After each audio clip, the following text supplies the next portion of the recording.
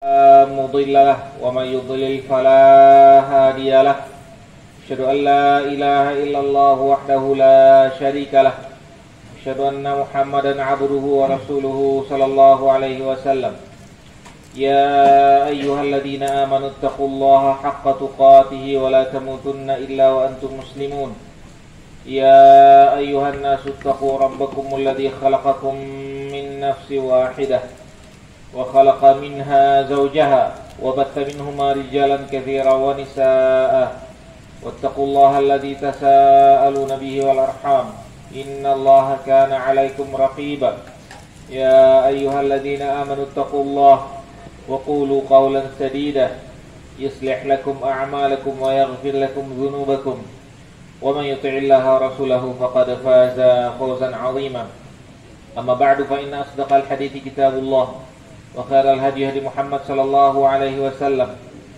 وشر الأمور محدثاتها فإن كل محدثة بدعة وكل بدعة ضلالة وكل ضلالة في النار. Ayo ikhwah, bapak-bapak, ibu-ibu, saudara-saudari yang semoga dimuliakan Allah Azza wa Jalla. Kita bersyukur kepada Allah Subhanahu wa taala pada kesempatan sore hari ini.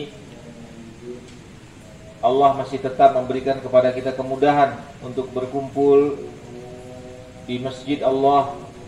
Kita melaksanakan sholat dan kita berkumpul untuk mendengarkan dan mempelajari, mendalami qala Allah qala Rasul, mendalami agama kita. Sesungguhnya pantaslah Allah yang kita puji kalau kita mendapatkan kita bisa beramal soleh. Hendaklah kita banyak-banyak memuji Allah, karena Allah lah yang memudahkan kita untuk bisa beramal saleh.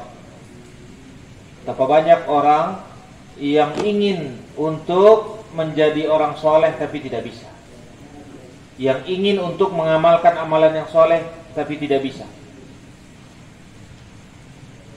Dan Allah berikan kepada kita nikmat yang sangat banyak. Nikmat iman, nikmat Islam, nikmat sunnah, nikmat menuntut ilmu, nikmat mengamalkan amalan-amalan yang soleh. Kita berdoa kepada Allah, semoga Allah terima amal-amal yang kita laksanakan menjadi amalan yang soleh, dan Allah kumpulkan kita bersama orang-orang yang soleh di dunia dan di akhirat. Selanjutnya kita akan melanjutkan pembahasan kita yang terputus kemarin karena mungkin pembahasannya panjang. Ini gak ada ini ya, kamera mana? Hah? Apa? Libur.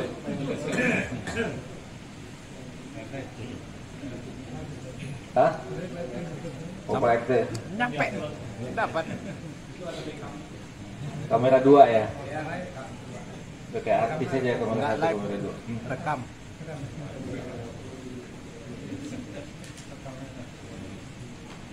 Gak datang apa gimana? Pak Roni ya? Gak datang? Kehujanan juga tadi? Hah? Gak ada kabar? Oh, iya. Baik.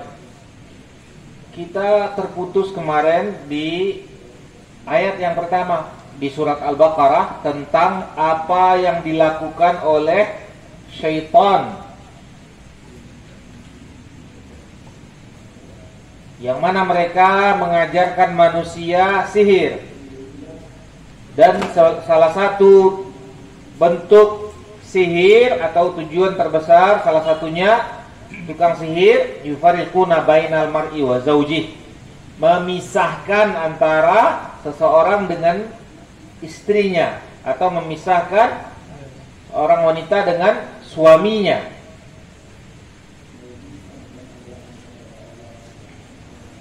Nah, sampai di sini jadinya kita kemana-mana, ceritanya udah panjang kemana-mana jadinya. Tapi intinya salah satu bentuk sihir atau salah satu tujuan sihir merusak rumah tangga. Dan kita sudah bahas kemarin hadis mengenai iblis yang mengumpulkan tentara-tentaranya dari setan. Setan yang paling jago yang mana? Setan yang paling teladan yang mana? yang bisa memisahkan Marut-marut. suami dan istri, bisa merusak rumah tangga karena dia berentet, bukan cuma satu kerusakannya.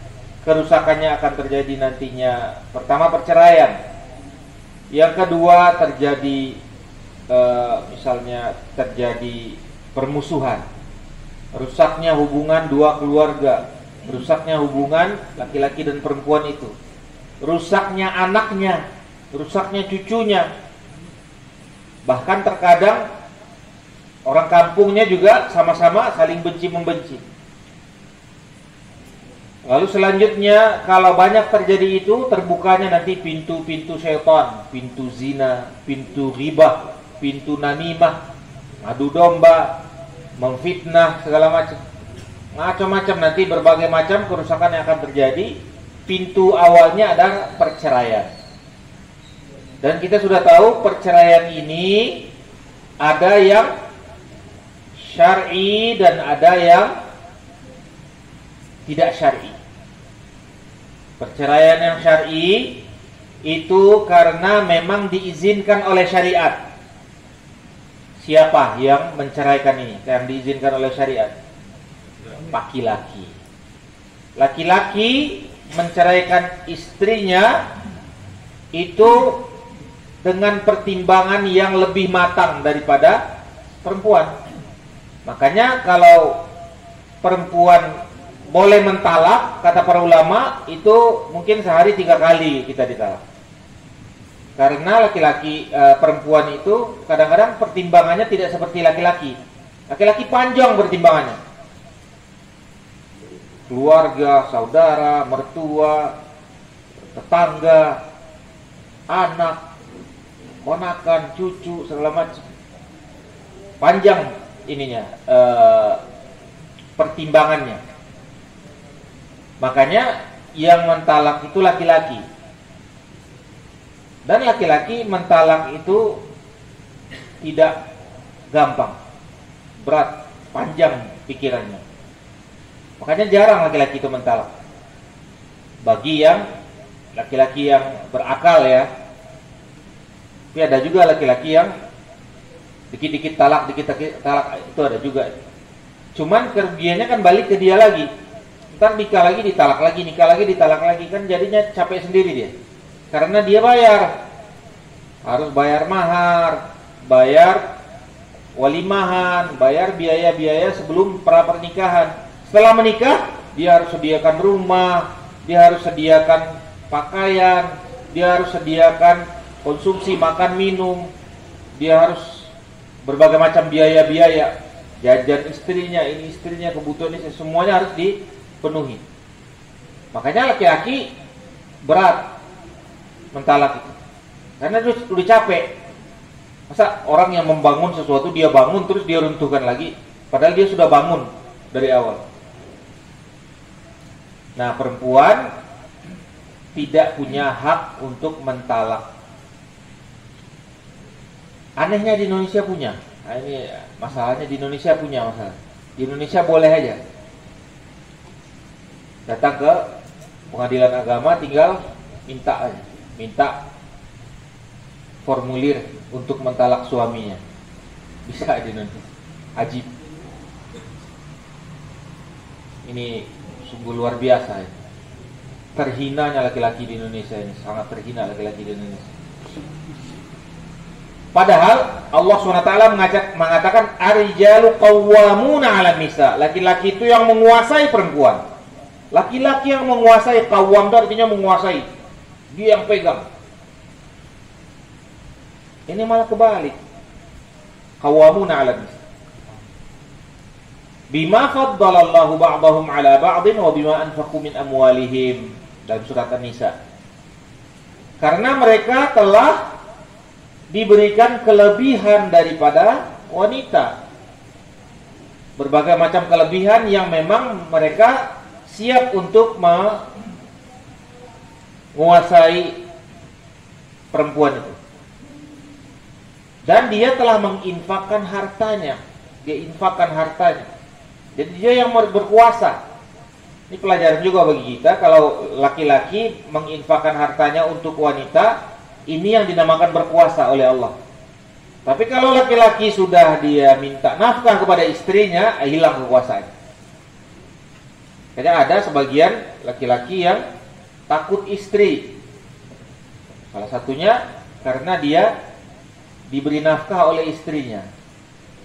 Gak boleh. Dalam Islam laki-laki yang memberi nafkah, sehingga dia yang berkuasa.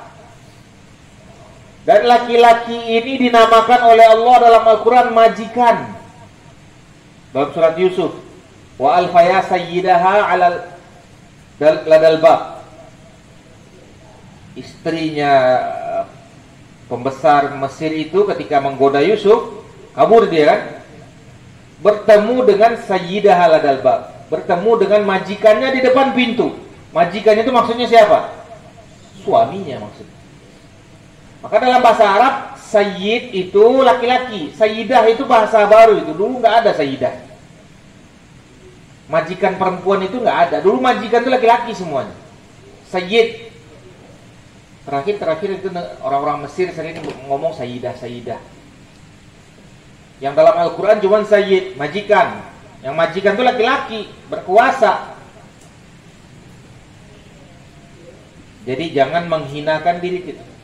Kita yang berkuasa.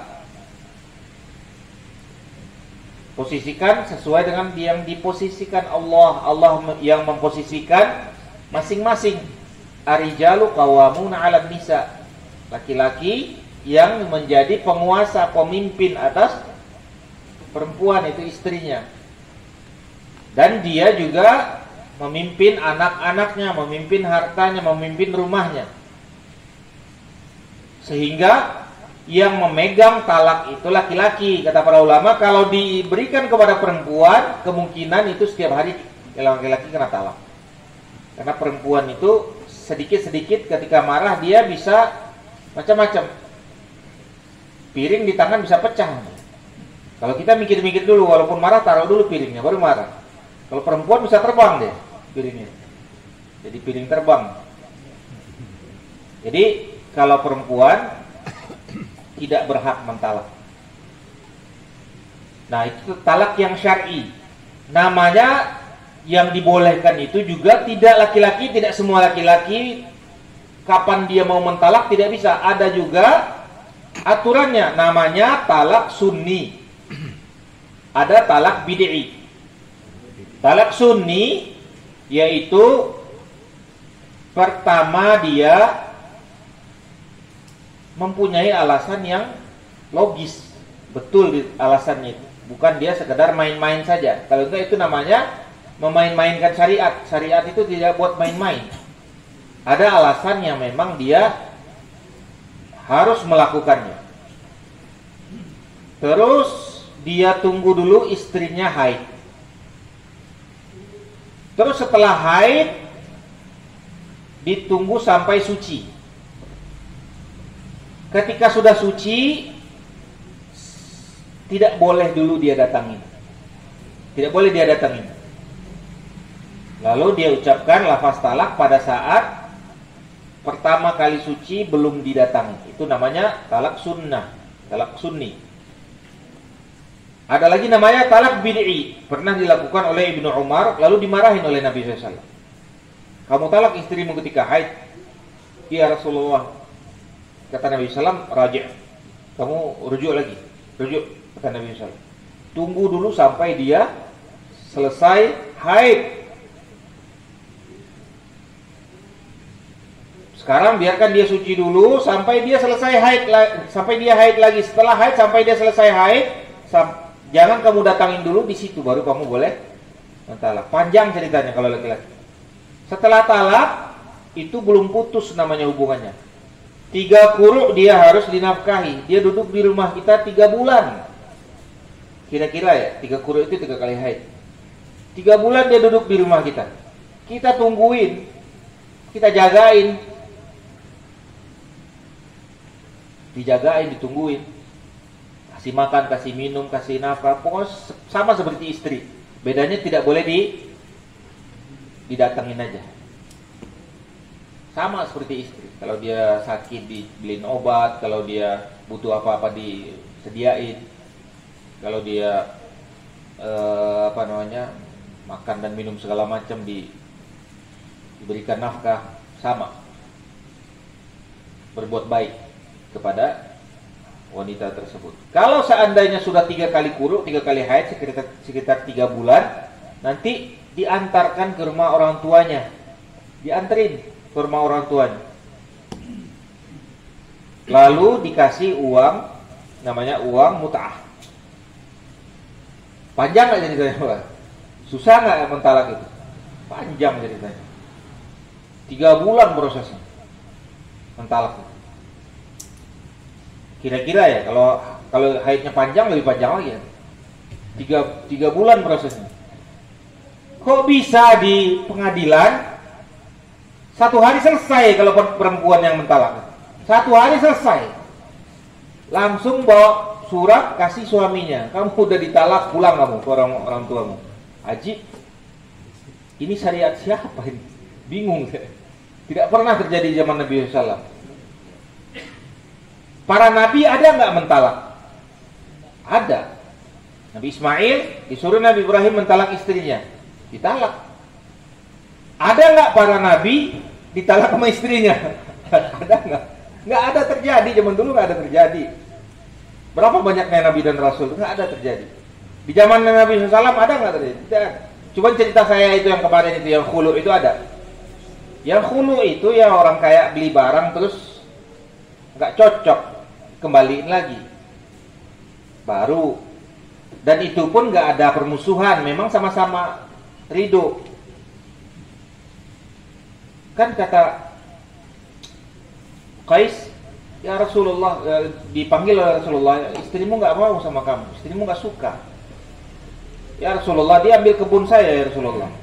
Lalu kata Nabi SAW, kalau dikembalikan kebun kamu nggak apa-apa, kamu lepaskan dia, nggak apa-apa ya Rasulullah. Dipanggil, maukah kamu kembalikan kebun dia? Ya saya kembalikan ya Rasulullah. Dikembalikan, ambil kebunnya guys, kamu talak, dia talak. Tatliqah, talak 1. Ditalak oleh Qais, balik kebunnya. Istilahnya masih garansi lah, masih garansi, masih bisa dibalikin ke tokonya. Tapi anehnya di Indonesia ini anaknya sudah 8, tapi bilang nggak cinta di pengadilan agama. Kira-kira 8 itu bikinnya pakai apa itu? Hah? Pakai apa bikinnya dulu itu? Kok bisa jadi? Hah? Katanya nggak cinta. Nggak mungkin itu, nggak masuk akal, ya kan? Nggak masuk akal. Tapi di pengadilan diterima, udah nggak cinta lagi, bisa. Ajib, bayarnya 10.000, mau Pak? 10.000 mau gitu.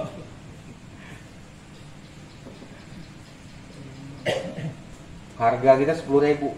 Allah, bisa. Gampang sekali. Bayar 10.000, namanya pasti taklid ya namanya Pak RT ya. Hah? Ya. Ajib ini syariat Belanda. Nah, sebagian kan undang-undang Belanda ya. Ada lagi namanya fastback. Fastback itu kalau tidak datang berarti keputusan yang datang. Ini dari mana ini? Ini cerita dari mana? Namanya pengadilan agama tapi pakai hukum Belanda. Fastback itu kalau siapa yang datang dia berhak menuntut, siapa yang tidak datang dia wajib terima apa keputusan yang datang. Makanya biasanya kalau di situ ada ininya tuh, ada joki-jokinya kan, nggak direkam ya. Pak RT nanti jangan diupload. Ada joki-jokinya, ada ininya tuh. Ada apa namanya? Utusan-utusan setannya di situ.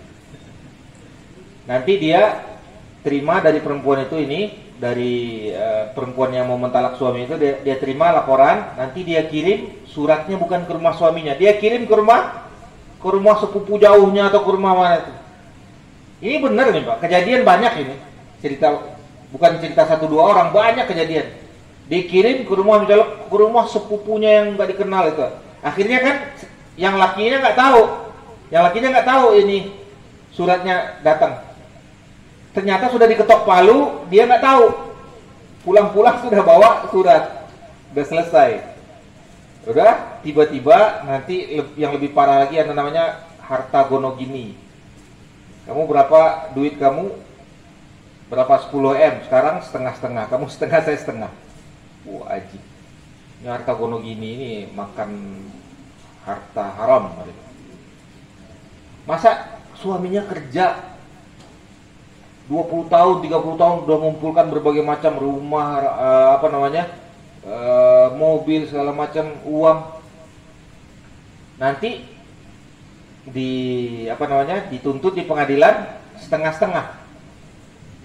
Istrinya udah bikin rusuh aja ketika ini, habis itu minta talak lagi, terus hartanya dibagi dua. Itu makanya orang paling kaya sekarang istrinya Bill Gates. Tahu apa? Karena diminta harta gono gini, dibagi dua sama pengadilan. Itu kan orang kafir yang punya kerjaan itu. Ya? Bill Gates kan salah satu orang terkaya tuh. Istrinya minta khulu kan, minta talak kan? Di mereka itu. Pokoknya istrinya minta cerai. Akhirnya duitnya Bill Gates itu bagi dua tahun kemarin kalau nggak salah. Kaya istrinya sekarang. Padahal istrinya nggak ngapa-ngapain, ngomong kaki aja. Jadi orang paling kaya di dunia dia sekarang. Setelah Bill Gates. Nah ini tidak dibolehkan. Yang boleh itu laki-laki, dan dengan keputusan tadi yang kita ceritakan. Boleh, dibolehkan mentalak. Nah, selain yang dibolehkan itu, inilah proyek setan yang dikatakan itu salah satunya tujuan sihir itu untuk merusak rumah tangga orang. Kemungkinan besar yang di pengadilan-pengadilan itu ya ini. Ada yang kena sihir, ada yang diganggu setan, ada yang memang macam-macam. Bukti nyatanya atau bukti yang kelihatannya, biasanya kalau sudah dapat surat cerai itu sudah lega itu, yang perempuan itu. Mulai datang penyesalan. Mulai nyesal dia. Nanti mulai dia, saya dulu mungkin masih anak-anak, saya belum mengerti atau apa, macam-macam lah alasannya itu. Nyari-nyari alasan. Padahal ketika dia lagi kesetanan itu, ini setannya rame yang ngikutin, membuat dia sampai hancur rumah tangganya. Sudah hancur rumah tangganya, baru udah hilang setannya. Sama kayak orang berzina. Sebelum berzina itu setannya macam-macam tuh. Setelah berzina, selesai berzina baru sadar, apa yang saya lakukan ini? Kok bisa saya begini? Ya udah, setannya udah pergi. Begitu. Yufarriquna bainal mar'i wa zawji wa ma hum bidarrina bihi min ahadin illa biiznillah. Tidaklah bermudarat sihir dan setan tersebut sedikit pun kecuali dengan izin Allah.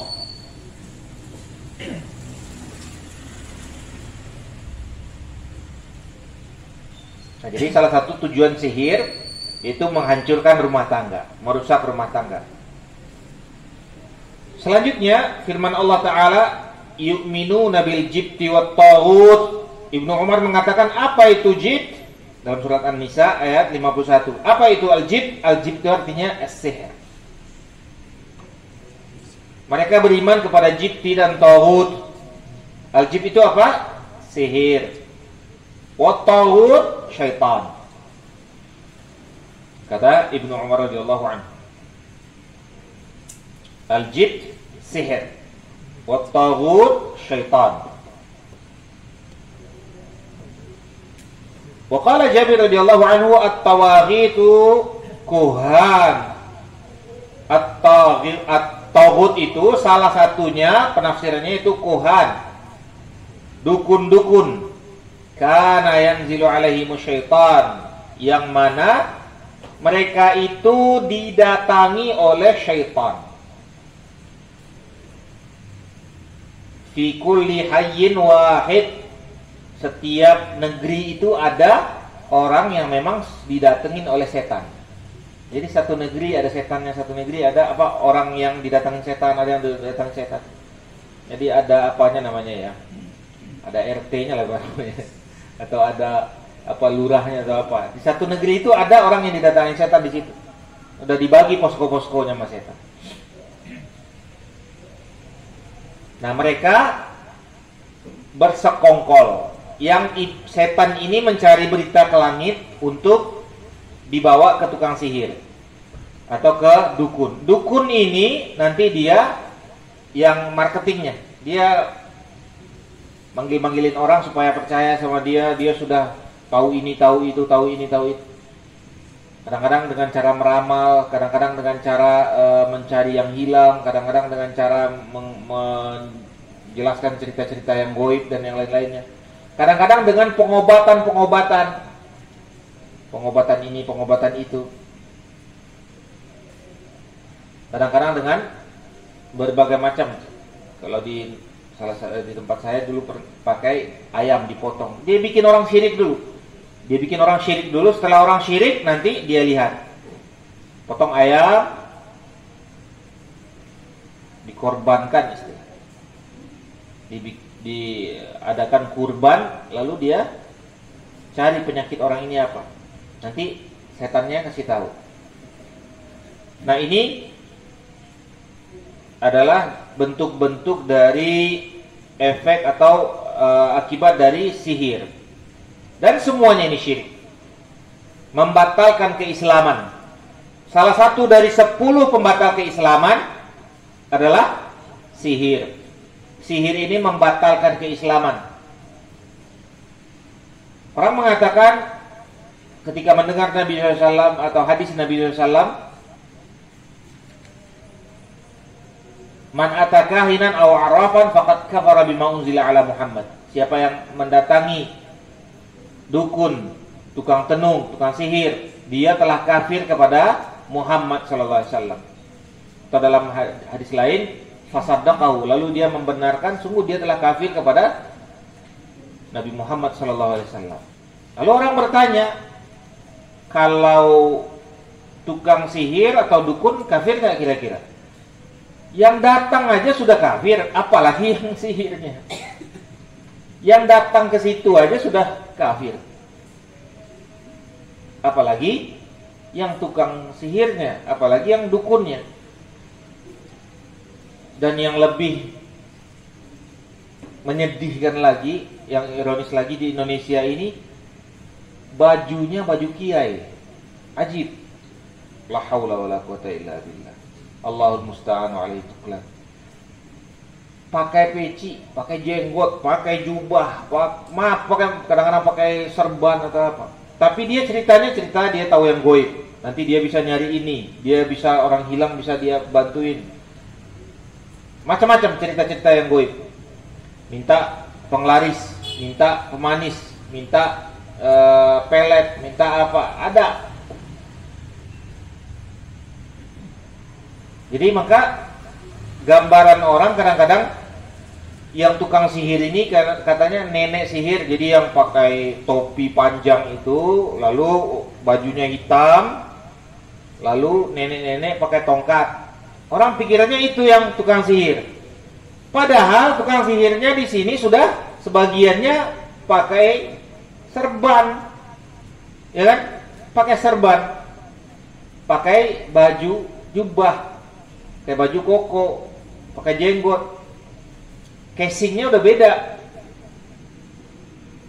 Kalau tukang sihirnya di negeri di Eropa atau apa, mungkin begitu, karena orang nggak bisa lagi bersembunyi, dan mereka nggak perlu sembunyi. Kalau di sini sembunyi, mereka sembunyi di balik jubah-jubah, di balik casing-casing orang soleh. Tapi mereka nantinya mengatakan dia tahu yang perkara yang goib.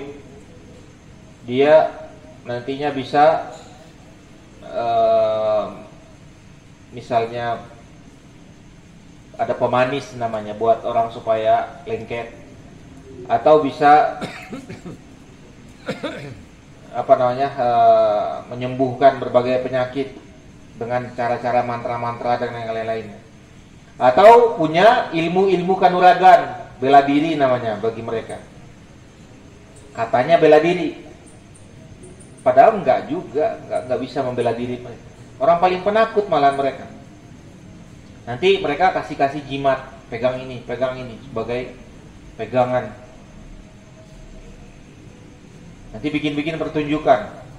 Kalau kiai itu, yang betul-betul kiai itu, kalau ada orang menusuk bisa terpental. Iya nggak begitu Pak ceritanya? Hah? Ya begitu, tukang sihir. Bagiannya itu tukang sihir mereka. Cuman pakai baju agama. Selanjutnya, an Abi Hurairah radhiyallahu anhu anna Rasulullah sallallahu alaihi wasallam qaal, Rasulullah bersabda, sallallahu alaihi wasallam, ijtanibus sab'al mubiqat. Jauhilah 7 perkara yang akan menghancurkan. Ya Rasulullah, apa yang 7 perkara itu ya Rasulullah? Qala asyirku billah. Yang pertama syirik. Yang kedua was-sihr. Saking besarnya perkara sihir ini, padahal sihir ini kan syirik. Ya kan? Tapi diulang oleh Nabi SAW. Pertama syirik secara umum, semua syirik. Yang kedua khusus, yaitu sihir. Karena salah satu yang paling besar di antara syirik-syirik yang lain adalah sihir. Selanjutnya qatlun nafs, membunuh jiwa. Maharamallahu illa bil haq. Wa aklu riba, makan harta riba. Wa aklu malil yatim, makan harta anak yatim. Wa tawalli yaumaz zahf, lari dari medan perang ketika berjihad. Wa qadhful muhsanatil ghafilatil mu'minat, dan menuduh wanita baik-baik berzina. Nah, apa hukum sihir ini? Dari Jundub radhiyallahu anhu marfu' kepada Rasulullah SAW, kata Nabi SAW, haddus sahir darbatun bis-sayf. Hukum bagi tukang sihir dipotong, dibunuh atau dipenggal pakai pedang, dipenggal. Dan ini dilakukan di Saudi. Di Saudi dilakukan. Mungkin Bapak kalau videonya nggak kelihatan langsung ya, cuman ada ininya, berita-beritanya. Kalau ada yang ketahuan tukang sihir di situ dibunuh, dipenggal. Ada namanya Masjid Kisos. Kalau nggak pembunuh yang dikisos di situ, kalau nggak tukang sihir. Dukun tukang sihir di situ dikisos. Masih dilaksanakan di Saudi, alhamdulillah. Semoga Allah jaga. Biladil Haramain. Bagaimanapun mereka kekurangannya, kesalahannya, tapi mereka berusaha. Tetap mereka tegakkan. Tukang sihir, dukun-dukun dipenggal, dipotong leher, di lehernya, potong kepala. Kalau di sini dimasukin TV, dibikin acara, bahkan berbohong mereka. Tapi untung kalau berbohong untung. Kalau masih berbohong, tapi kalau serius bahaya, itu jauh lebih besar lagi bahaya. Kan ada film-film itu, nanti dia ada penampakan, ini saya lihat di sini, nanti ada kesaktian segala macam. Itu bohong apa serius tuh, Pak? Hah? Saya enggak ini juga. Kayaknya bohong, tapi takutnya serius itu. Kalau serius itu luar biasa ya. Pasti mereka bersekutu dengan setan itu. Kalau serius ya. Karena nggak mungkin yang bisa melakukan itu orang yang orang normal atau orang biasa. Bisa melakukan itu ya paranormal. Katanya paranormal tapi tidak normal. Tapi orang-orang yang umum nggak bisa. Penampakan lah, nanti ngejar hantu lah, nanti hantunya diapa, terus ada yang kesurupan, terus dia keluarkan ajian-ajiannya, kanuragan. Ini umumnya adalah perkara-perkara sihir. Kalau serius, kalau bohong lebih untung. Minimal nggak sampai ke syirik besar sihir itu. Ada yang sampai syirik besar, yang sihir yang terang-terangan. Di TV banyak. Dulu ada cerita siapa dulu yang bongkar-bongkar itu, sulap merah namanya ya. Sebagiannya dia bongkar, itu memang banyak bohong isinya. Banyak bohong, tapi ada yang serius. Ada yang serius. Kalau yang di sebagian TV itu dibongkar ternyata memang bohong-bohong, banyak yang bohong. Nah, kalau yang serius ini kita sangat menyayangkan karena dosanya luar biasa dan hukumannya dipancung kalau memang asli. Tapi mau serius tidak serius, ketika di Saudi Arabia kalau ketahuan melakukan sihir, mau dia serius mau tidak serius, kalau ketahuan dia melakukan sihir ya dipenggal. Kalau di Indonesia dikasih panggung. Buktinya apa? Dari Sahih Bukhari dari Bajalah Ibn Abdah qala kataba Umar bin Al-Khattab an uqtulu kulla sahir wa sahirah. Umar bin Khattab memerintahkan tolong semua tukang sihir dibunuh semuanya. Di zaman Umar bin Khattab pakai perintah khusus, dicari sama mereka. Kalau zaman Nabi SAW itu kan kalau ada ditangkap, kalau ada. Tapi di zaman Umar cari semua tukang-tukang sihir, bunuh semuanya. Sahir wa sahirat, tukang sihir laki-laki dan tukang sihir perempuan, cari kata Umar, bunuh semuanya. Faqatalna thalatha sawahir. Nah ini Bajalah Ibnu Abdah ini menemui atau mendapati 3 orang tukang sihir, kami bunuh 3-tiganya. Kata Bajalah Ibnu Abdah, dibunuh 3-tiganya. Bahkan ini istri Nabi. Istri Nabi wasahha an Hafsah radhiyallahu anha qala annaha amarat biqatli jariyatin laha saharat. Dia memerintahkan supaya pembantunya dibunuh.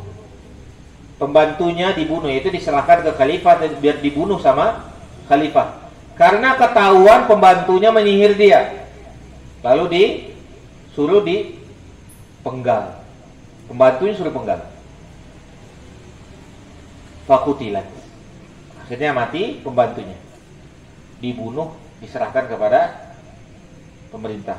Wa kadzalika sahha an Jundub qala Ahmad ala salasat ashabin Nabi sallallahu alaihi wasallam. Begitu juga Jundub juga membunuh pembantunya. Sepertinya ini begitu juga Jundub bin Abdillah. Dan kata Imam Ahmad, 3 orang sahabat terjadi hal yang sama, yaitu dia bunuh pembantunya karena ketahuan pembantunya menyihir. Dia suruh pemerintah bunuh, kasih ke pemerintah dibunuh. Nah ini dosa yang sangat besar, karena sihir ini merusak, sangat merusak. Salah satunya tadi merusak rumah tangga orang lain, menghancurkan rumah tangga orang lain. Terkadang merusak ekonomi orang, merusak perdagangan orang lain. Terkadang merusak kesehatan orang lain, dia kirim penyakit-penyakit. Terkadang dia kirim setan atau jin, seorang kesurupan, seorang macam-macam. Ada tetangga saya dulu, perutnya gede aja, nggak tahu kenapa. Gede, akhirnya meninggal. Tiba-tiba aja, paling 1 hari atau 2 hari meninggal, langsung meninggal. Dia memang udah beberapa kali. Dianya juga suka ke dukun, dia suka ngirim-ngirim juga, dikirim lagi sama orang, katanya gitu. Saya nggak ngerti ya bagaimana ceritanya. Pokoknya intinya dia kena sihir juga, meninggal. Perempuan. Di dekat situ juga ada yang suka nanam-nanam itu. Dia tanam jimat-jimat, mantra apa, pokoknya ditanam. Setelah itu orang di sebelah rumahnya itu kesurupan aja tiap hari. Sebentar kesurupan. Akhirnya dibongkar lagi. Macam-macam lah pokoknya tukang sihir. Bahkan Rasulullah SAW pernah kena sihir.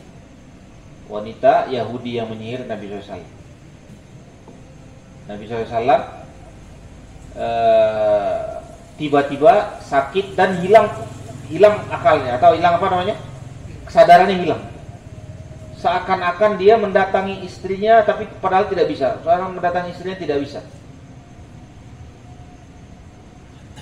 Lalu Nabi SAW merasakan berbagai macam sakit waktu itu. Datanglah Jibril meruqyah dan disampaikan bahwasanya buhulnya di salah satu sumur.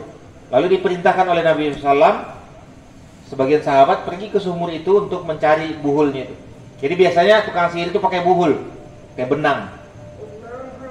Makanya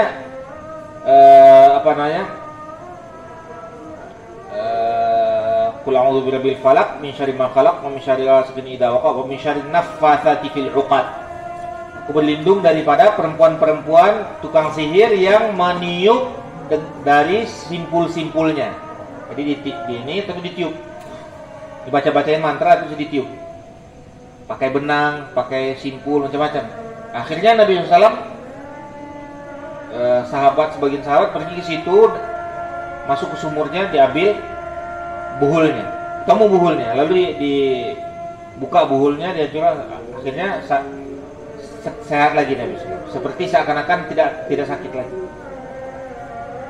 Lalu ditangkap perempuan yang menyihir itu. Lalu ditanya, kenapa kamu lakukan? Gak panjang lah ceritanya. Pokoknya intinya sihir ini adalah perkara yang sangat diperangi atau sangat dilarang di dalam agama dan termasuk bentuk kesyirikan. Karena dia sudah ada persekutuan dengan syaitan dan jin, dan tujuannya, ujung-ujungnya tujuannya akan membuat kerusakan. Karena yang awalnya melakukan sihir ini juga sudah diperingatkan oleh malaikat yang membawa sihir tersebut. Fala takfur, kata malaikat, jangan kamu kufur, jangan kamu belajar ini kufur, ini kufur kepada Allah. Akhirnya mereka memaksa di Babilonia, mereka memaksa untuk ingin belajar itu. Akhirnya tersebarlah sihir itu dan dijadikan oleh Allah SWT bala. Ini akan ada terus sampai hari kiamat, akan ada terus tukang-tukang sihir dan yang lain akan ada terus. Tapi mereka adalah orang-orang yang kufur kepada Allah SWT dan tidak akan bermudarat bagi orang yang sudah bagi orang yang tidak diizinkan oleh Allah tidak kena, kecuali orang yang diizinkan oleh Allah SWT. Makanya kalau kita ingin meminta perlindungan kepada Allah dari sihir dan tukang-tukang sihir, yang salah satunya itu kita baca zikir pagi petang atau zikir sebelum tidur. Itu ada bentuk-bentuk perlindungannya. Karena memang tidak semuanya bisa. Dan saya pernah dengar acara di mana, di salah satu stasiun TV, itu tukang sihir sendiri mengaku. Dia mengaku, sebagian orang saya kirim nggak bisa, sebagian orang saya dikirim tidak bisa. Setiap kali mengirim mental terus. Biasanya itu orang-orang yang rajin sholat, yang rajin berzikir itu nggak bisa. Allah berfirman, innahu laisa lahu sultanun 'alal ladzina amanu 'ala rabbihim yatawakkalun. Tidak akan ada kekuatan dan daya upaya bagi itu setan dan tukang-tukang sihir itu bagi orang-orang yang beriman, yang pertama, yang kedua, wa 'ala rabbihim yatawakkalun, dan orang-orang yang bertawakal kepada Allah tidak akan kena. Adapun Nabi SAW itu bentuk dari ujian dan juga pelajaran dari Allah Subhanahu wa taala. Bukannya Nabi SAW tidak berzikir, tidak, itu pelajaran. Hal yang terjadi di Nabi SAW itu pelajaran. Wallahu ta'ala a'lam. Sallallahu ala nabiyina Muhammad wa ala alihi wasallam. Subhanakallahumma wa bihamdika, asyhadu an la ilaha illa anta, astaghfiruka wa atubu ilaik. Assalamualaikum warahmatullahi wabarakatuh.